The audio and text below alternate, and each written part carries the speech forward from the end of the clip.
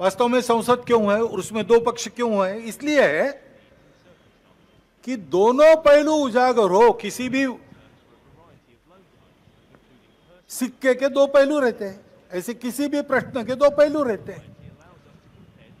एक पक्ष एक पहलू का विचार करता है तो दूसरे पक्ष ने दूसरा पहलू उजागर करना है, ताकि जो होना है वो पूर्णतः ठीक हो, सहमति बने। इसलिए संसद बनती है, लेकिन ऐसी सहमति बनना स्पर्धा करके आए लोगों में थोड़ा कठिन भी रहता है, और इसलिए हम बहुमति का आसरा लेते हैं। उसके लिए स्पर्धा चलती है। ये स्पर्धा है, कोई आपस का युद्ध तो है नहीं। जिस प्रकार ये बातें हुई, जिस प्रकार एक दूसरे को लताड़ना हुआ, जिस प्रकार प्रचार के दौरान हमारे करने से समाज में मनमुटाव बढ़ेगा, दो गठ बटेंगे, आपस में शंका संशय उत्पन्न होगा, इसका भी ख्याल नहीं रखा गया, और विनाकारण संघ जैसे संगठनों को भी उसमें खींचा गया। टेक्नोलॉजी का सहारा करके असत्य बातें परोसी गई, नितांत असत्य। क्या शास्त्र का, विज्ञान का, विद्या का ये उपयोग है? सज्जन विद्या का ये उपयोग नहीं करते। विद्या विवादाय ये खलस्य, ऐसा कहा है। विद्या विवादाय धनम मदाय शक्ति परेशान परपीडनाय खलस्य साधो विपरीतमेतत् ज्ञानाय दानाय च रक्षणाय।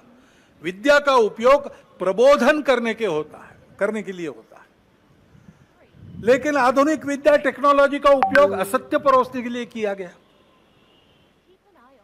ऐसे से देश कैसे चलेगा भाई? आखिर सबको देश ही चलाना है ना। दो पक्ष है, विरोधी पक्ष कहते हैं, मैं प्रतिपक्ष कहता हूं। वो विरोधी नहीं है, उसको विरोधी मानना भी नहीं चाहिए। वो प्रतिपक्ष है, वो एक पहलू उजागर कर रहा है, उसका भी विचार होना चाहिए। ऐसा जब चलना है तो चुनाव लड़ने में भी एक मर्यादा होती है। उस मर्यादा का पालन नहीं हुआ, क्योंकि उसका पालन होना इसलिए आवश्यक है कि हमारे देश के सामने चुनौतियां समाप्त नहीं हुई। अब सरकार बन गई, वही सरकार फिर से आ गई, एनडीए।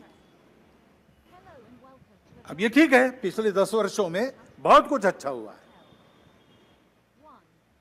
आर्थिक हमारी स्थिति, आधुनिक दुनिया जिन मानकों को मानती है, जिसके आधार पर आर्थिक स्थिति का मापन करती है, उनको लगाए तो हमारी आर्थिक स्थिति बहुत अच्छी हो रही। सामरिक स्थिति हमारी निश्चित रूप से पहले से अधिक अच्छी है। दुनिया भर में हमारे देश की प्रतिष्ठा बढ़ी है।